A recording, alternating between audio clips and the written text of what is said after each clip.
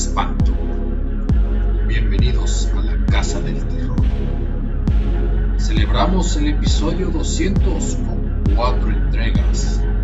Mismo lugar, 4 leyendas, relatos diferentes, pero todos aterrorizantes.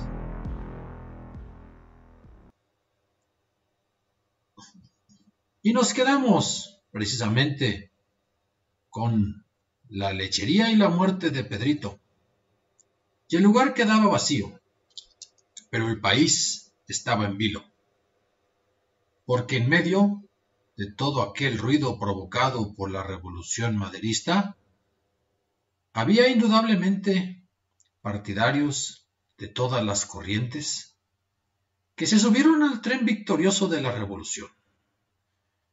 Pasaría lo que pasó con la Guerra de Independencia, solo que ahora lo podemos contemplar de una manera más precisa por los testimonios fotográficos.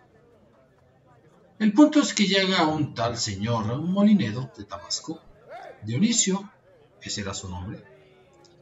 Ve el lugar, le gusta la ubicación, siente que instalar un restaurante en el corazón del centro histórico, donde se decide la suerte del país, sería un exitazo. Y aquel hospital que después se convirtió en lechería, ahora sería el café de la calle de Tacuba, el café de Tacuba. Se abre el año de 1912 y puede contemplar el ir y venir de todos aquellos que se subían o luchaban contra ese tren imparable que era la Revolución Mexicana. Pero tren que mataba a quien se le ponía enfrente o a quien trataba de alimentar su maquinaria. Válgame la expresión. Porque al final ustedes se dan cuenta que prácticamente los revolucionarios se mataron entre ellos. A Madero lo traiciona Huerta. Huerta prácticamente huye, porque Carranza, Villa, Obregón y Zapata logran tomar el poder. Y mientras la gente disfruta su atole, su cafecito, las primeras cervezas, que aunque ya existían, tendrán que competir con el pulque como una bebida alcohólica de baja graduación. Los chilaquiles con pollo o con solo queso para quien no pueda pagar tanto. La milanesa, y acostumbrarse a esos platillos empanizados poco comunes. El pan es para comer, no para usar sus migajas hechas polvo, etc. Pero entonces el café contempló cómo zapatistas llegaban y todos humildes compraban y pagaban. También cómo llegaron los villistas y entre uno que otro borracho causó algún desmán, alguna avería en aquel café de la calle de Tacuba. Pero luego llegan Obregón y Calles. A Obregón que lo intentan matar. La guerra cristera. La muerte de Miguel Agustín Pro. Y parecía que el miedo, que la violencia, que la lucha civil se alejaba de la capital y que venía después de la revolución militar, una revolución económica y cultural. Y entonces aquel lugar poblado de fantasmas pues deja de ser habitado por comensales de talante militar y empiezan a llegar ya políticos de profesión, militares hechos políticos, artistas, pintores, propagandistas del régimen revolucionario que promete un México libre de pobreza, de ignorancia, de supersticiones, orientado plenamente hacia el progreso o lo que ello significara en los albores del siglo XX. Y como pues estamos cerca de los teatros conocidos, de las oficinas de gobierno, como los presidentes todavía residen en Palacio Nacional, y va a ser hasta Lázaro Cárdenas cuando se inaugure aquel rancho de Los Pinos como una residencia oficial de los primeros mandatarios mexicanos, pues estar ahí en ese café significaba estar al pendiente del pálpito de lo que ocurriera con México. Y sí, parece ser que por ahí se dice que se preparó un mole para una recepción entre la boda de Diego Rivera y Guadalupe Marín, aunque quienes afirman que ellos se casaron realmente en Guadalajara, quizás eso haya sido una recepción, pero pienso que el fantasma de la monja pudo haber ahuyentado los deseos de fidelidad de Diego Rivera. También podríamos decir que en esas instalaciones un flaco de oro venido de Veracruz, en agradecimiento al señor Molinedo, originario de Tabasco, y su esposa le compuso la famosa canción de Señorita Tentación a finales de los 20. Pero la guerra cristera seguía, se escuchaban los pasos de los ejércitos a lo lejos quizás, y los atentados contra presidentes y políticos ocurrían, como fue el caso de Álvaro Obregón, y la muerte de aquellos por las lágrimas de sus deudos. Y en medio de la parte más radical de la Revolución Mexicana, esa que era anticlerical, esa que era más que socialista, comunista, había un personaje de nombre Manlio Fabio Altamirano. Sí, compañero, fiel, aliado de Plutarco Elías Calles, en ese momento el que partía el queso en México, fue de los que, siendo diputados, propuso que a la Constitución se le quitara en el artículo 3 aquello de educación laica por lo de educación socialista. Y ahí, con ese giro ideológico, quedaba cercano de aquellos que en el poder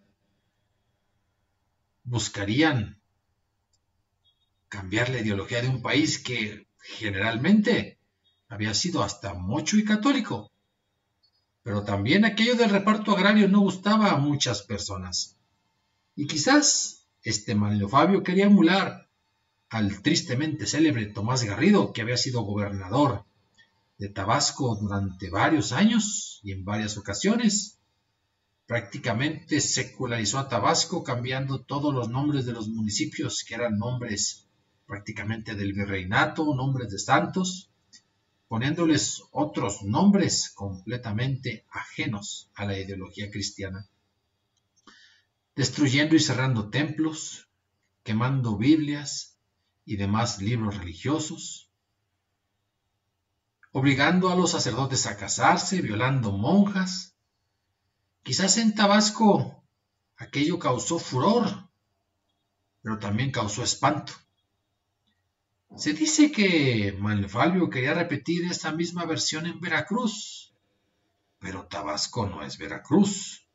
Veracruz está lleno de gente con dinero. Y por ahí, entre los terratenientes y entre los personajes conservadores y el clero, hay que decirlo, se fundó una organización paramilitar llamada La Mano Negra. Y si no se podía entrar en guerra abierta con aquellos funcionarios que ya tenían a los ejércitos federales con el título de revolucionarios bajo su mando, pues a veces no es necesario matar a muchos, sino matar solamente a uno. Y como ya el único partido donde cabían todos, si querían acceder al poder, pues era el Partido Nacional Revolucionario, pues ese partido tenía furibundos agraristas y socialistas o comunistas, y también terratenientes que descubrieron que para llegar al poder pues era por ahí. Qué extraño, ¿verdad? Que Manlio Fabio, socialista, agrarista, fuera compañero de política de Miguel Alemán, que más bien estaba del lado de los que ya estaban ricos, y no era tampoco alguien radical. El punto es que México estaba convulso, a pesar de todo esto, de un partido gobernante prácticamente hegemónico, de que muchos políticos desayunaban, comían o cenaban en el café de Tacuba, como en otros lugares. Cuando el gobernador electo, Manlio Fabio, se le ocurrió ir a cenar allí al cafecito de Tacuba, famoso por sus enchiladas suizas.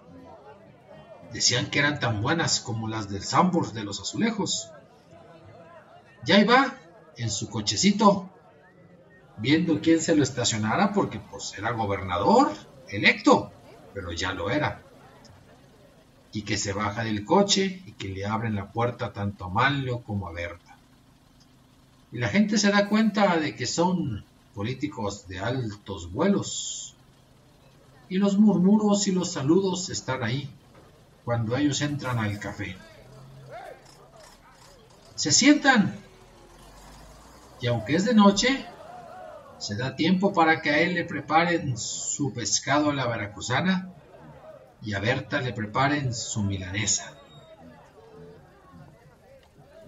Nadie se da cuenta de que algunos otros comensales pues también llegan y se sientan en los lugares que están disponibles en las tantas mesas existentes en aquel café. Y así, aquel agrarista, socialista, político de altos vuelos, veracruzano de cepa, degustando, cortando con el tenedor, aquel pescado rebozado con todas las especias y aquel caldito delicioso, solo pudo contemplar la mirada incrédula, aterrorizada de su esposa, que no lo miraba a él y que se quedó muda, mirando como encima de él. Y Manlio decía: vieja, ¿qué ocurre? Que no hubo tiempo para más, porque aparentemente una persona 2 meses atrás se había levantado, había sacado una pistola de su abrigo y apuntando en la nuca, disparó a aquel gobernador electo. La gente empezó a comentar, a gritar, algunos a correr, a pedir ayuda a la ambulancia de aquella época. Berta, desconsolada, tenía enfrente, reclinado sobre la mesa, a Manlio. Ya no había nada que hacer. Si bien llegó la patrulla, o mejor dicho, aquella ambulancia, pues solamente para dar fe del deceso del gobernador electo. La persona se fue corriendo por los callejones de aquel centro histórico lleno de entuertos y de calles rectas. Lo persiguieron y no lo encontraron. Se llevaron el cuerpo de Manlio Fabio. Se dijo que esa organización, la Mano Negra, lo había matado, porque no querían un Veracruz podrido en el anticlericalismo, en el comunismo, en un agrarismo que solo traería pobreza y subdesarrollo. Y aparte, el nuevo presidente, Lázaro Cárdenas, sabía cómo pelear sus batallas, traía otras en puerta. Y qué curioso, ¿quién sería el gobernador de Veracruz ante el fallido intento de Manlio Fabio? Pues Miguel Alemán Valdés, quien pondría a sus amigos en puestos importantes. Y muchos años después también sería presidente de la República. No se extrañen que Miguel Alemán Valdés también después acudiera al café de Tacuba, y nomás por una especie de curiosidad mórbida, se sentara en el mismo espacio, que no en la misma mesa, donde muriera el casi gobernador Manlio Fabio. Y así es que ya eran por lo menos 5 fantasmas los que rondaban ahí en aquel recinto. Los originarios, con la expulsión de los jesuitas, la monja, asesinada por Víctor, Pedrito y finalmente, ahora, Manlio Fabio. Aquellos que van y pasan por las afueras de este café o que caminan y dan la vuelta a la cuadra, tienen la sensación de que no importa el día y la hora, siempre hay una presencia que los acompaña. Y según la hora en que ellos acudan al café, hay un fantasma dispuesto a espantarlos o a hacer sentir su presencia de una manera incómoda. Si llegas muy temprano puede ser Pedrito. Si llegas a mediodía, podría ser la monja que a esas horas trabajaba. Si llegas en la noche, bajo el ruido de los locos que gritaban, pudieran ser el secretario real y el maestrillo jesuita. O Manlio Fabio, cuando estaba cenando y planeando cómo gobernar aquel que sería su estado. Pocos lugares, me atrevo a decir, tendrían tantos fantasmas morando en sus habitaciones, cruzando sus paredes. Pero ahí está. Y será un placer cuando vuelva usted, amigo escucha, o regrese yo, lo más pronto posible a la Ciudad de México, caminar y en mi caso desayunarme unos chilaquiles bien picosos con un huevo encima, ahí en ese café, o en tantos lugares de los cuales yo, en este podcast, que terminará el día en que yo me muera, pues les contaré con sus historias y sus delicias fantasmales. Gracias por acompañarme en estos 200 capítulos. Y aquí nos veremos. Esto fue Crónicas de Espanto. Ya saben, escriban, apunten, opinen, asientan, disientan, cooperen, crónicasdeespanto0@gmail.com. Escúcheme ya sea por YouTube o por cualquier sistema de podcast, ya sea Spotify, Apple Podcasts, iHeartRadio, etcétera, etcétera. Hasta la próxima.